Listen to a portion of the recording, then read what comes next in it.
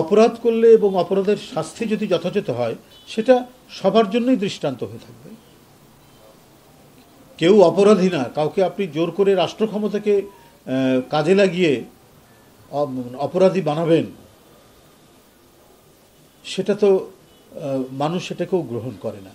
আর যে অপরাধ করেছে আর তার যদি সেটার যদি বিচার না হয় তাহলেও সেটা মানুষ মেনে নেয় না, সেটা পার পেয়ে যেতে পারে না কখনোই। তার অবশ্যই বিচার হতে হবে। যেটা আমাদের চোখের সামনে, আপনাদের চোখের সামনে যে আমরা বিভৎসতা দেখেছি আন্দোলন দমনের নামে, যে রক্তস্রোত বইয়ে দেওয়া হয়েছে ঢাকা সহ সারা দেশে, তো এটার কি বিচার হবে না? যারা অপরাধী তাদের কি শাস্তি হবে না? শাস্তিটা অবশ্যই আইনের মাধ্যমে, বিচারের মাধ্যমে আদালত সেটি করবে। না, এরকম কোনো নির্দেশনা নেই। এটা আদালতের ব্যাপার, এটা আইনি প্রক্রিয়ার ব্যাপার। সেখানে আমাদের আবার দলের নেতাকর্মীদের কি নির্দেশনা? কোনো নির্দেশনা নেই। না, আমরা কেন প্রত্যাশা করব? এটা তো হচ্ছে হবে, আদালত অবমাননা হবে, সেটা আদালতের বিষয়। জনগণ চায় বিচার হোক, আমরা সেই জনগণের সাথে, মতামতের সাথে আমরা সহমত যে বিচার হোক।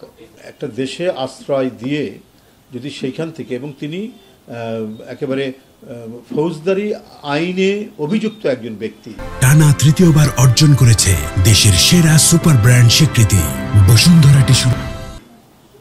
আপনি একটু গণতান্ত্রিক স্বাধীন সার্বভৌম রাষ্ট্র, বাংলাদেশ একটি স্বাধীন সার্বভৌম রাষ্ট্র, সেই দেশে আইনে যিনি অভিযুক্ত একজন ব্যক্তি, সেখান থেকে অবাধে যে নির্দেশনাগুলো দিচ্ছেন, সেই নির্দেশনাগুলো একটাও আইনসম্মত নির্দেশনা নয়।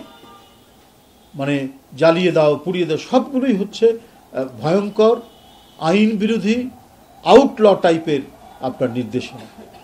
তো এটা একটা গণতান্ত্রিক রাষ্ট্র হিসাবে ভারতের কি এটা কি করণীয়? ভারত এটা কিভাবে করতে পারে?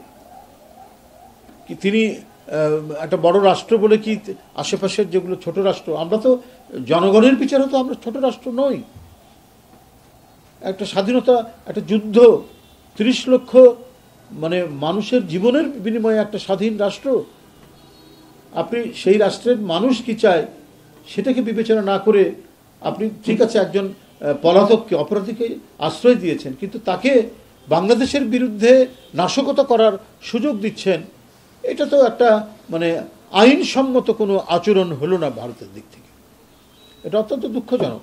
এবং এটা আমরা মনে করি যে ভারত স্বাধীনতার পর থেকে তাদের গণতন্ত্র বজায় রাখতে পেরেছে সেই দেশ, এবং সেখানে আইন আদালত অনেকটাই স্বাধীনভাবে কাজ করে। সেখানকার সরকার যদি এই ধরনের একজন বেআইনি ব্যক্তিকে সেখানে আশ্রয় দিয়ে, তাকে দিয়ে মানে বাংলাদেশের ভিতরে অবাধে নাশকতার যে অভিযোগগুলো আসছে, বা আমরা যেগুলো তথ্য প্রমাণ পাচ্ছি, সেই সুযোগটা দেওয়া এটা কখনোই কাম্য নয়। এটা বাংলাদেশের মানুষ এই বিষয়টাকে ভালোভাবে দেখছে না।